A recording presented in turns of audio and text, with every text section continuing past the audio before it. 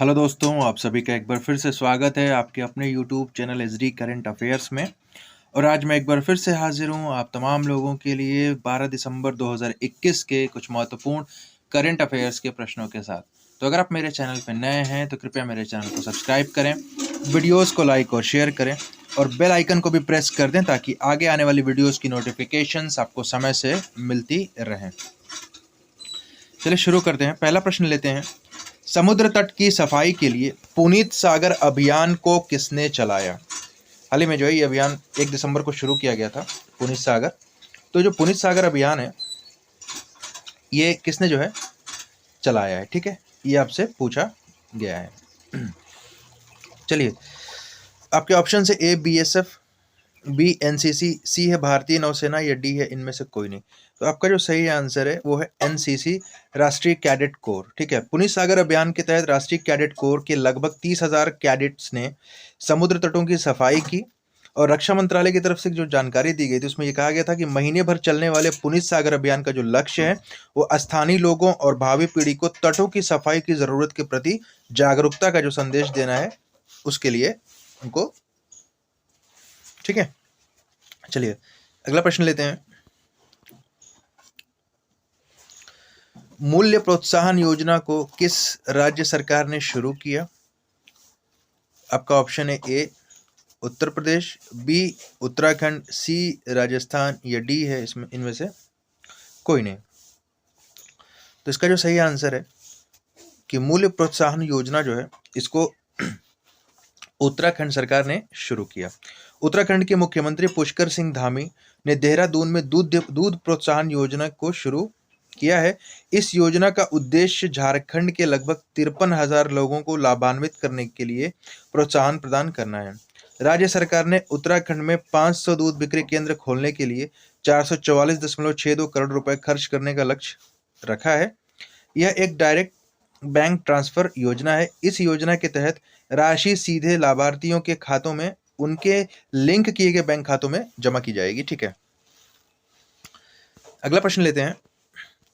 नीति आयोग ने किस केंद्र शासित प्रदेश में 1000 अटल टिकरिंग लैब स्थापित करने की घोषणा की है? नीति आयोग के द्वारा, ठीक है। आपके ऑप्शन है ए नई दिल्ली, बी लद्दाख, सी जम्मू और कश्मीर और डी जो है इनमें से कोई नहीं। तो इसका जो सही आंसर है वो आपका ऑप्शन नंबर सी है, जम्मू और कश्मीर होगा यहाँ पे, ठीक है। जम्मू और कश्मीर में नीति आयोग ने जो है 1000 अटल टिकरिंग लैब जो है स्थापित करने की घोषणा की है। अब देखिए अटल टिकरिंग लैब है क्या? अटल टिकरिंग लैब भारत सरकार द्वारा देश की शिक्षा व्यवस्था में पैराडाइम शिफ्ट लाने के मकसद से लॉन्च की गई स्टूडेंट्स के बीच इनोवेशन, क्रिएटिविटी और वैज्ञानिक पहलुओं को बढ़ावा देना इसका मुख्य मकसद है, जो अटल टिकरिंग लैब है, ठीक है। एडोबे मतलब एडोब, अमेजन, इंटेल, माइक्रोसॉफ्ट और आईबीएम जैसे दिग्गज अंतर्राष्ट्रीय टेक कंपनियां मोदी सरकार की अटल इनोवेशन मिशन के तहत साझेदार हैं और इसी योजना के तहत अटल टिकरिंग लैब की शुरुआत की गई है। यह lab 3D printing, artificial intelligence और रोबोटिक के नए तकनीकों से छात्रों को रूबरू होने का मौका देती है, ठीक है। अब देखिए जो नीति आयोग है हमारा भारत सरकार द्वारा गठित एक नया संस्थान है जिसे योजना आयोग के स्थान पर बनाया गया। जो हमारा प्लानिंग कमीशन था उसके स्थान पे जो है नीति आयोग, जिसको हम बोलते हैं कि national institute of transforming India या national institute for transforming India, भारतीय राष्ट्रीय परिवर्तन संस्थान। 1 जनवरी 2025 को इस नए संस्थान के संबंध में जानकारी देने वाला मंत्रिमंडल का प्रस्ताव जारी किया गया था। यह संस्थान सरकार के थिंक टैंक के रूप में जो है कार्य करता है और इसके जो अध्यक्ष हैं वो भारत के प्रधानमंत्री श्री नरेंद्र मोदी जी हैं, ठीक है। अगला प्रश्न है। हाल ही में यूनिसेफ दिवस किस तिथि को मनाया गया है? ठीक है, यूनिसेफ दिवस। तो देखिए आपके ऑप्शन से ए 9 दिसंबर, बी 10 दिसंबर, सी 11 दिसंबर या डी 12 दिसंबर। तो आपका सही आंसर है 11 दिसंबर। संयुक्त राष्ट्र महासभा ने देखिए इसको 11 दिसंबर 1946 को, ठीक है, किसको? अब यूनिसेफ का जो पूर्ण रूप होता है United Nations Children's Emergency Fund, ठीक है, के रूप में स्थापना किया था। द्वितीय विश्व युद्ध के बाद बच्चों की सहायता और स्वास्थ्य पोषण शिक्षा में सुधार लाने के लिए कार्यक्रम शुरू किया गया था। हालांकि 1953 में यह संयुक्त राष्ट्र की एक अस्थायी एजेंसी बन गया और आधिकारिक नाम से इंटरनेशनल इमरजेंसी शब्द जो है हटा दिए गए। आधिकारिक नाम से जो इंटरनेशनल, इसमें से क्या है, इमरजेंसी शब्द हटा दिए गए थे बाद में, ठीक है ना। तो ये जो है 11 दिसंबर को जो है मनाया जाता है, ठीक है। ये चीज़ हमको ध्यान देने की है। अब इसमें एक चीज़ और देख लेते हैं कि जो यूनिसेफ डे 2021 हमने मनाया है, ठीक है, उसकी थीम क्या थी, उसकी थीम क्या थी, क्योंकि जब भी कोई इस तरह के प्रोग्राम्स ऑर्गेनाइज या आयोजित किए जाते हैं तो उनकी कुछ ना कुछ थीम्स होती हैं। तो अब की बारी जो हमारा 2021 में यूनिसेफ डे मनाया गया, जो कि 11 दिसंबर को मनाया गया है, ठीक है, उसकी थीम क्या है। तो देखिए जैसे 2021 की जो थीम है, महामारी के दौरान पिछले 2 साल में बच्चों की पढ़ाई और जीवन में आई रुकावटों को दूर कर उन्हें मदद पहुंचाना है, ठीक है। बात समझ में आ गई। महामारी के दौरान पिछले 2 साल से बच्चों की पढ़ाई और जीवन में जो रुकावटें आई हैं उन्हें मदद करना और दूर करना, ये थीम है, ठीक है। अगला प्रश्न लेते हैं। पुस्तक at home in the universe किसकी आत्मकथा है। एक पुस्तक है at home in the universe, ये किसकी आत्मकथा है, इसके बारे में हमसे पूछा गया है, ठीक है। आपके ऑप्शन है ए चेतन भगत, बी बालकृष्ण मधुर, सी वेंकैया नायडू या डी इनमें से कोई नहीं। तो इसका जो सही आंसर होगा वो है बालकृष्ण मधुर। बालकृष्ण मधुर की at home in the universe शीर्षक से आत्मकथा का विमोचन आरसी सिन्हा, आईएएस सेवानिवृत्त, मुंबई महाराष्ट्र में सड़क विकास मंत्रालय के सलाहकार। पुस्तक डीएचएफएल प्रॉपर्टी सर्विसेज लिमिटेड के पूर्व मुख्य कार्यकारी अधिकारी बी के मधुर की आत्मकथा है और दीवान हाउसिंग की स्थापना में प्रमुख व्यक्तियों में से एक है। यह पुस्तक 1980 और 1990 के दशक में हाउसिंग फाइनेंस सेक्टर में नीतिगत वातावरण में एक आंतरिक दृश्य प्रस्तुत करती है, ठीक है। पुस्तक में लेखक के शुरुआती जीवन की कठिनाइयां, अनुभव और जीवन से सबक शामिल हैं, ठीक है। अगला प्रश्न लेते हैं। ग्लोबल हेल्थ सिक्योरिटी इंडेक्स 2021 में भारत को कौन सा स्थान मिला है, ठीक है। कौन सा स्थान भारत को अब की बारी मिला है। आपके ऑप्शन है ए 65, बी 66, ठीक है, सी 67 या डी जो है 68 है। इनमें से कौन सा स्थान जो है भारत को मिला है। तो देखिए इसमें जो है भारत जो है 65वें स्थान पे है, ठीक है, 65 ग्लोबल हेल्थ सिक्योरिटी इंडेक्स 2021, ठीक है, ग्लोबल हेल्थ सिक्योरिटी इंडेक्स 2021, इसमें जो भारत है, भारत को 65वां स्थान मिला है, ठीक है। अब देखिए हाल ही में वैश्विक स्वास्थ्य सुरक्षा सूचकांक, जिसको हम हेल्थ सिक्योरिटी इंडेक्स 2021 जारी किया गया है, ठीक है। भारत में नीति आयोग स्वयं का जो है स्वास्थ्य सूचकांक जारी करता है। अब देखिए इसमें जो है 195 देशों में स्वास्थ्य सुरक्षा और संबंधित क्षमताओं का आकलन और बेंचमार्किंग की जाती है, ठीक है ना। और इसे जो है न्यूक्लियर थ्रेट इनिशिएटिव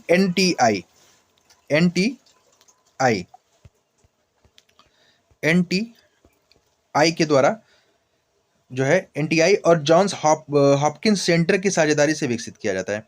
एनटीआई एक गैर लाभकारी वैश्विक सुरक्षा संगठन है जो मानवता को खतरे में डालने वाले परमाणु एवं जैविक खतरों को कम करने पर केंद्रित है। जॉन्स हॉपकिंस सेंटर सार्वजनिक स्वास्थ्य में संचार की महत्वपूर्ण भूमिका को पहचानने के लिए बनाया गया था, ठीक है। तो ये जो एनटीआई, इसको आप बोलेंगे न्यूक्लियर थ्रेट इनिशिएटिव, ठीक है। अब इसमें एक चीज देखिए, एक चीज और देखने की है कि भारत की जो रैंक है वो तो है 65वीं, ठीक है। इसमें जो टॉप के 3 देश हैं वो कौन कौन से हैं।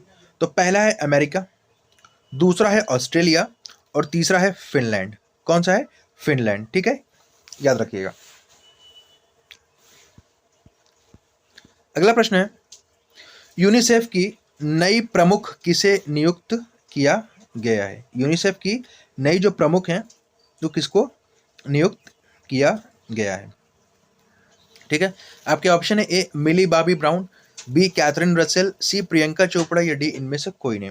तो इसका जो सही आंसर है बी कैथरीन रसेल। अब देखिए 11 दिसंबर संयुक्त राष्ट्र के प्रमुख जो एंटोनियो गुतेरेस हैं, जो समझ रहे होंगे, ठीक है, ने अमेरिका के राष्ट्रपति जो बाइडेन की सलाहकार कैथरीन रसेल को संयुक्त राष्ट्र बाल कोष यूनिसेफ की अगली प्रमुख नियुक्त किया है।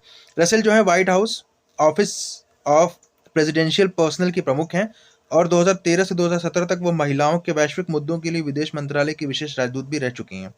वह हेनरिटा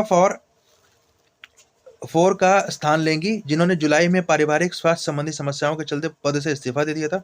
वह विवाहित हैं और उनके 4 बच्चे भी हैं। कैथरीन रसेल, ठीक है। अगला प्रश्न है, अंतरराष्ट्रीय पर्वत दिवस किस तिथि को मनाया गया? International mountain day. आपका ऑप्शन है ए 10 दिसंबर, बी 11 दिसंबर, सी 12 दिसंबर या डी इनमें से कोई नहीं। तो इसका जो सही आंसर है बी 11 दिसंबर को अंतर्राष्ट्रीय पर्वत दिवस मनाया गया। अब देखिए, अंतर्राष्ट्रीय पर्वत दिवस जो है हर साल 11 दिसंबर को ही मनाया जाता है। इस दिवस का मुख्य उद्देश्य पर्वतीय जीवन में सुधार लाना तथा पर्यावरण संरक्षण करना है। पहाड़ प्रकृति का एक महत्वपूर्ण अंग है। पर्वतीय संरक्षण दीर्घकालिक विकास में महत्वपूर्ण भूमिका निभाता है और पृथ्वी का लगभग 27% हिस्सा जो है पहाड़ों से ढका हुआ है।